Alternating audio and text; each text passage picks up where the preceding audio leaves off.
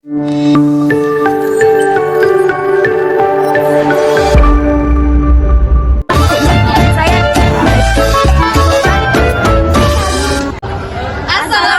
warahmatullahi wabarakatuh. Halo teman-teman semuanya, kami dari kelompok 2. Di video kali ini kami akan menjelaskan materi akuntansi mulai dari pengertian, sejarah, asas-asas, kualitas informasi, bidang-bidang, pihak-pihak, etika, dan juga profesi dalam akuntansi. Namun sebelum itu izinkan kami untuk memperkenalkan diri terlebih dahulu. Saya Nafita Audi. Saya Nur Fadila Imania. Saya Anjana Ramadhani. Saya Nur Asisa Insan HA. Saya Wilda. Baik, yuk langsung simak video selanjutnya. Akuntansi, mendengar namanya saja, mungkin tak sedikit orang akan terlintas di benak mereka mengenai deretan angka, laporan keuangan, debit dan kredit, laba dan rugi, dan lain-lain. Secara singkat, akuntansi dapat kita katakan sebagai the language of business atau bahasa dunia usaha. Secara umum, akuntansi merupakan suatu proses pencatatan, meringkas, mengklasifikasikan, memproses, dan menyajikan transaksi serta berbagai kegiatan yang berhubungan dengan keuangan, sehingga informasi tersebut dapat digunakan oleh seseorang yang ahli di bidangnya dan menjadi bahan dalam mengambil suatu keputusan. Menurut beberapa pendapat seperti Donald E. Queso et al., Paul Grady, dan Ikatan Akuntansi Indonesia, mereka mencetuskan beberapa definisi akuntansi dalam arti yang hampir sama. Yang pertama ada Donald E. Queso et al. Beliau adalah seorang profesor akuntansi yang terkenal dari Amerika Serikat. Ia memiliki pandangan bahwa akuntansi memiliki 3 jenis kegiatan mendasar, yaitu proses pencatatan, mengidentifikasi, dan mengkomunikasikan berbagai kegiatan ekonomi kepada para pihak yang berkepentingan. Yang kedua ada Paul Grady, salah satu pakar akuntan yang terkenal juga berasal dari Amerika Serikat, memandang bahwa akuntansi ini merupakan suatu fungsi organisasi yang berjalan sistematis, dapat dipercaya, dan orisinil dalam mengklasifikasikan, mengidentifikasi, mencatat, mengolah, serta menginterpretasi semua transaksi dan karakter keuangan sepanjang kegiatan operasional suatu organisasi tersebut berlangsung. Yang ketiga ada menurut Ikatan Akuntansi Indonesia atau IAI. Menurut IAI, akuntansi merupakan suatu proses pencatatan, proses menganalisis, serta mengkomunikasikan semua kegiatan ekonomi suatu entitas bisnis yang bertujuan untuk menghasilkan dan melaporkan informasi kondisi ekonomi suatu perusahaan dalam mengambil suatu keputusan. Dari ketiga pendapat tersebut dapat kita simpulkan bahwa akuntansi merupakan suatu proses pencatatan, pengikhtisaran, serta pelaporan informasi kondisi ekonomi suatu organisasi atau perusahaan untuk dianalisis dan diinterpretasikan dalam mengambil suatu keputusan. Sekian dari saya dan terima kasih. Menurut riwayat, akuntansi dikenal di dunia sejak zaman Mesir kuno, yaitu sekitar 2920 sebelum Masehi. Lalu akuntansi juga dikenal di era Babilonia, Cina kuno, Yunani kuno, dan Romawi kuno. Hingga pada tahun 1494, seorang matematikawan yang berasal dari Italia bernama Luca Pacioli menerbitkan sebuah buku yang berjudul Summa di Arithmetica Geometrica et Proportionalia yang berisi tentang sistem pembukuan berpasangan. Nah, isi buku inilah yang menjadi cikal bakal munculnya ilmu akuntansi. Ilmu akuntansi pun mulai diterapkan di Italia dan menyebar ke berbagai belahan dunia setelahnya. Oleh karena itu, Luca Pacioli diberi julukan sebagai Bapak Akuntansi Dunia. Di Indonesia sendiri, akuntansi dikenal pada masa kolonial Belanda, pada masa akhir abad ke-16, yang membentuk sebuah organisasi dagang bernama VOC. Nah, akuntansi yang diterapkan di Indonesia sendiri menggunakan sistem kontinental atau disebut dengan istilah tata buku. Hingga setelah kemerdekaan Indonesia, tenaga akuntan mulai mengalami kemerosotan. Istilah akuntan sendiri baru resmi berlaku setelah Undang-Undang Nomor 34 Tahun 1954 dikeluarkan. Hingga pada tanggal 23 Desember 1957 dibentuklah sebuah organisasi bernama Ikatan Akuntansi Indonesia atau IAI yang menghimpun para akuntan di Indonesia. Pada perkembangannya muncullah sosok akuntan bernama Utomo Josodirjo. Beliau membawa peran yang sangat penting penting bagi terjadinya perubahan sistem pembukuan modern di Indonesia. Oleh karena itu, atas jasanya di bidang akuntansi, Utomo Josodirjo diberikan julukan sebagai Bapak Akuntansi di Indonesia. Sekian dari saya dan terima kasih. Saya akan menjelaskan mengenai asas-asas dalam akuntansi. Asas-asas akuntansi adalah suatu pedoman pelaksanaan akuntansi. Asas-asas akuntansi tersendiri terdiri dari yang pertama, aktuarial basis. Asas ini menekankan bahwa pencatatan dilaksanakan pada saat terjadinya tanpa melihat pengaruh transaksi tersebut terhadap kas. Dan yang kedua, cash basis. Setiap transaksi diakui pada saat penerimaan atau pengeluaran kas. Pencatatan suatu transaksi dilakukan saat ada pembayaran yang diterima ataupun pembayaran yang dikeluarkan. Dan yang ketiga, asas kesatuan usaha. Konsep tersebut menekankan bahwa sebagai kesatuan usaha tersendiri, maka transaksi yang terjadi harus dipisahkan dengan transaksi yang terjadi atas kepentingan pemilik dan karyawan perusahaan. Yang keempat, kelangsungan usaha. Suatu perusahaan akan melangsungkan usaha dalam waktu yang tidak terbatas.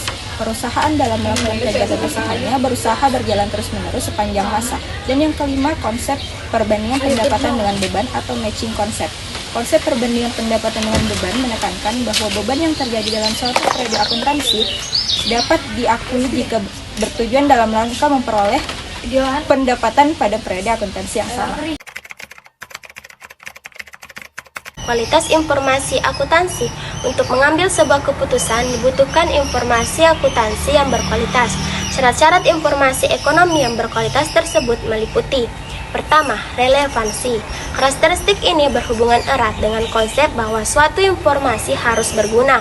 Relevansi menunjukkan bagaimana setiap item informasi perlu dilaporkan, sehingga membantu pengguna dalam memprediksi atau mengambil keputusan. Yang kedua, reliabilitas atau dapat diuji menunjukkan bagaimana suatu informasi diperoleh dengan akurat. Informasi juga bisa mencerminkan sumber daya dalam perusahaan sehingga dapat menyajikan gambaran nyata dari data yang ditampilkan. Yang ketiga, dapat dimengerti. Sejauh mana informasi yang ditampilkan dapat dipahami jadi bagian penting dalam akuntansi. Informasi yang disajikan harus dapat dimengerti penggunaan sehingga tidak memunculkan bias atau interpretasi yang salah. Yang keempat, keterbandingan. Hal ini menjelaskan bagaimana kualitas informasi harus dapat dikomparasi atau dibandingkan sesuai standar akuntansi yang berlaku, sehingga dapat terlihat apakah konsisten atau tidak. Yang kelima, konsistensi. Mengupayakan metode dijalankannya secara konsisten memberikan kualitas informasi yang menjadikan angka akuntansi lebih bernilai. Yang keenam, netralitas. Netralitas terkait dengan kualitas kebebasan dari bias atau lazim disebut dengan objektivitas. Dalam penerapan standar, fokus utama ada pada keandalan dan relevansi informasi yang diciptakan. Yang ketujuh, materialistis. Berarti hanya informasi bersifat material yang perlu dilaporkan, artinya tidak semua informasi keuangan harus dituangkan dalam laporan akuntansi. Yang kedelapan, ketepatan waktu. Ketepatan waktu atau timeliness menjadikan aspek tambahan relevansi. Ketika informasi tidak tersedia saat diperlukan atau terlalu dibuat usai peristiwa dilaporkan, laporan tersebut akan berkurang nilainya sehingga tidak cukup kuat untuk dijadikannya dasar tindakan pada masa mendatang. Kesembilan, dapat diverifikasi. Menunjukkan bagaimana suatu informasi akuntansi dapat memberikan tingkat keyakinan yang signifikan. Artinya informasi tersebut benar-benar mewakili apa yang dimaksud atau dipresentasikan. Yang ke-10, conservation time. Berwujud kehati-hatian dalam proses akuntansi dan pelaporan keuangan. Umumnya, akuntan, manajer, dan investor cenderung menyukai kesalahan yang terjadi dalam pengukuran mengarah pada kesalahan rame alih-alih melebihkan aset dan laba bersih. Inilah yang disebut dengan konservasi dan conservation time. Ke-11, realisme. Ekonomi dikenal pula dengan substansi di atas bentuk realisme ekonomi yang jarang disebutkan sebagaimana kriteria kualitatif dalam berbagai literatur akuntansi. Konsep ini tampak mudah dipahami tetapi sulit didefinisikan mengingat persepsi yang terhadap realitas bisa berbeda-beda. Baik, di sini saya akan menjelaskan mengenai mengenai bidang-bidang spesialis dalam akuntansi.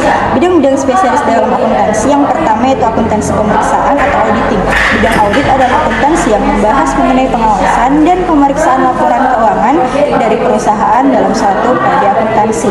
Dan yang kedua ada akuntansi keuangan atau financial accounting. Akuntansi keuangan adalah bidang akuntansi yang membahas mengenai seluruh proses akuntansi dari suatu individu maupun unit organisasi perusahaan. Dan ada ketiga yaitu akuntansi perpajakan atau tax accounting. Jenis bidang akuntansi perpajakan adalah suatu bidang yang berkaitan dengan aktivitas penghitungan nominal pajak pada suatu badan organisasi. Kemudian ada akuntansi biaya atau cost accounting. Akuntansi biaya seperti namanya, jenis akuntansi ini membahas tentang pencatatan dan pengiktisaran berbagai biaya operasional, overhead, serta non-operasional yang ada pada perusahaan. Dan yang kelima ada akuntansi manajemen atau manajemen accounting. Jenis bidang akuntansi lainnya adalah akuntansi manajemen. Akuntansi manajemen merupakan akuntansi yang hasil laporannya akan ditunjukkan untuk keperluan pihak internal, khususnya bagi pihak manajemen yang bertugas mengambil keputusan penting dalam perusahaan. Selanjutnya ada akuntansi anggaran atau budgetary accounting. Akuntansi anggaran atau budgetary accounting merupakan akuntansi yang berkaitan dengan pengelolaan data perusahaan untuk perencanaan masa depan perusahaan. Dan selanjutnya ada akuntansi pemerintahan. Seperti namanya, bidang akuntansi pemerintahan merupakan akuntansi yang membahas aktivitas pencatatan, pengiktisaran, dan pelaporan data keuangan pada badan pemerintah. Selanjutnya ada akuntansi internasional yang meliputi batas negara. Akuntansi ini akan membandingkan prinsip akuntansi dan negara yang terlibat dalam transaksi. Kemudian akuntansi sosial atau social accounting. Jenis akuntansi sosial merupakan akuntansi yang berkaitan dengan proses pencatatan dan pelaporan atas data keuangan suatu organisasi dengan tujuan sebagai bentuk tanggung jawab sosial perusahaan bagi para pemegang kepentingan. Kemudian ada akuntansi keperilakuan atau behavioral accounting. Akuntansi keperilakuan adalah bagian dari akuntansi yang mempertimbangkan adanya faktor perilaku di pekerja yang akan berpengaruh pada proses akuntansi perusahaan. Kemudian ada akuntansi pendidikan atau educational accounting. Tidak seperti banyak jenis akuntansi lainnya yang akan cenderung berprofesi sebagai praktisi akuntan. Akuntansi pendidikan merupakan akuntansi yang memiliki arah pada rencana pendidikan. Dan selanjutnya ada sistem akuntansi atau accounting system. Bidang akuntansi sistem akuntansi merupakan akuntansi yang berhubungan dengan prosedur atau aturan pencatatan dan penyajian laporan. Adapun pihak-pihak yang membutuhkan informasi akuntansi sangat dibutuhkan untuk mengambil keputusan, baik oleh pihak internal maupun pihak eksternal. Ada dua pihak yang membutuhkan informasi akuntansi tersebut. Pertama, pihak internal. Pihak internal sendiri adalah mereka yang terlibat langsung dalam operasional suatu perusahaan setiap harinya dan tertarik dengan performa finansial perusahaan. Contohnya manajer dan direktur, karyawan dan serikat buruh, serta pensiunan. Manajer dan direktur adalah pihak yang menjalankan organisasi atau perusahaan sebagai perwakilan dan pemilik perusahaan. Manajer dan direktur akan memonitor performa organisasi atau perusahaan dan harus memastikan bahwa sumber dana dari pemilik diatur dengan diinvestasikan dengan baik. Untuk itulah informasi akuntansi dibutuhkan oleh mereka. Lalu, ada karyawan dan serikat buruh. Mereka membutuhkan informasi akuntansi karena pada dasarnya mereka ingin mengusahakan gaji dan suasana kerja yang lebih baik. Terlebih jika terdapat situasi khusus di mana perusahaan menyatakan bahwa mereka tidak bisa membayar hak atau gaji dari karyawan bersangkutan. Kemudian ada pensiunan, hampir sama dengan karyawan. Para pensiunan bisa mengetahui apakah jaminan pensiunan yang mereka dapat sudah sesuai dengan kondisi keuangan perusahaan atau belum. Maka dari itu, informasi akuntansi juga sangat berguna bagi pensiunan. Kedua, pihak eksternal. Pihak eksternal sendiri adalah mereka yang tidak terlibat secara langsung dalam operasional perusahaan sehari-hari, tetapi memiliki kepentingan dan tertarik dengan informasi akuntansi suatu organisasi atau perusahaan. Contohnya, investor, kreditur, donatur, dan pemerintah. Investor atau penanam modal adalah pihak yang menginvestasikan modal mereka untuk perusahaan. Investor sendiri terbagi menjadi dua, yaitu investor yang sudah menginvestasikan modal mereka dengan calon investor potensial yang sedang mempertimbangkan untuk berinvestasi di perusahaan bersangkutan. Selanjutnya ada kreditur. Kreditur atau badan peminjaman seperti bank, institusi mikrofinansial, dan pihak eksternal lainnya yang menyediakan jasa peminjaman dana untuk perusahaan membutuhkan informasi akuntansi. Mereka harus tahu apakah perusahaan yang akan meminjam dana tersebut berpotensial untuk melakukan pembayaran atau tidak. Karena itulah pihak kreditur membutuhkan informasi akuntansi perusahaan. Lalu ada donatur. Selain dari investor, perusahaan juga bisa mendapatkan suntikan dana dari donatur.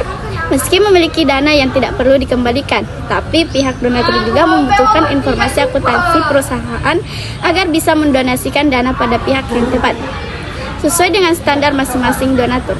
Kemudian ada pemerintah. Pemerintah juga termasuk pihak eksternal yang membutuhkan informasi akuntansi perusahaan. Salah satu tujuannya adalah untuk mengumpulkan dan pencatatan pajak. Profesi dalam akuntansi. Menurut International Federation of Accountants, yang dimaksud dengan profesi akuntan adalah semua bidang pekerjaan yang mempergunakan keahlian di bidang akuntansi, termasuk bidang pekerjaan akuntan publik, akuntan internal yang bekerja pada perusahaan industri, keuangan atau dagang, akuntan yang bekerja di pemerintah, dan akuntan sebagai pendidik. Yang pertama, akuntan perusahaan atau akuntan internal.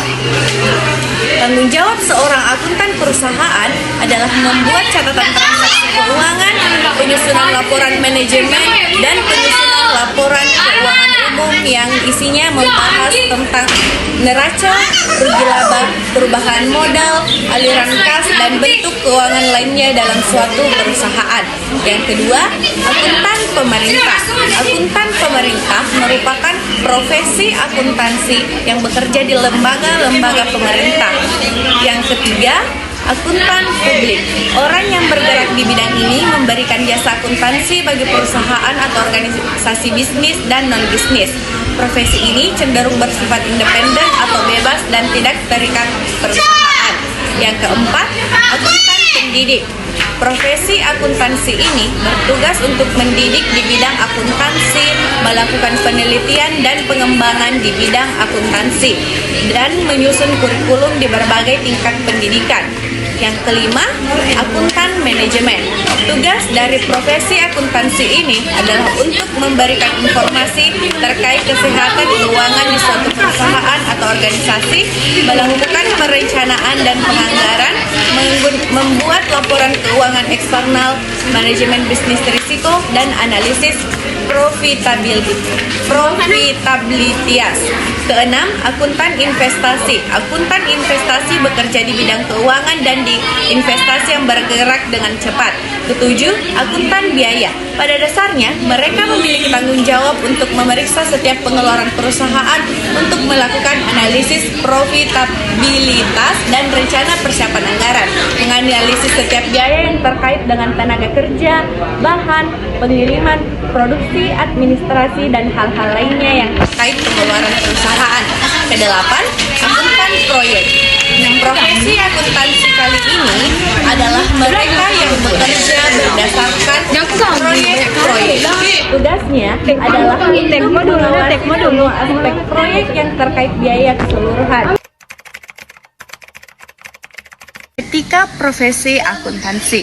Kode etik profesi akuntan publik atau biasa disebut KEPAP adalah aturan etika yang harus diterapkan oleh anggota Institut Akuntan Publik Indonesia atau IAPI dan staf profesional yang bekerja pada satu kantor akuntan publik atau biasa disebut KAP. Ada beberapa hal yang tercantum dalam kode etik dan wajib dipatuhi oleh semua anggota. Yang pertama, tanggung jawab dalam menjalankan tanggung jawabnya. Seseorang akuntan harus senantiasa berpijak pada pertimbangan moral dan profesionalitas di setiap kegiatan atau aktivitas yang dilakukan. Yang kedua, integritas demi menjaga kepercayaan publik. Seorang akuntan haruslah mempunyai integritas yang tinggi. Dengan integritas ini, seseorang akan senantiasa memberikan pelayanan dengan jujur tanpa ada unsur keuntungan pribadi.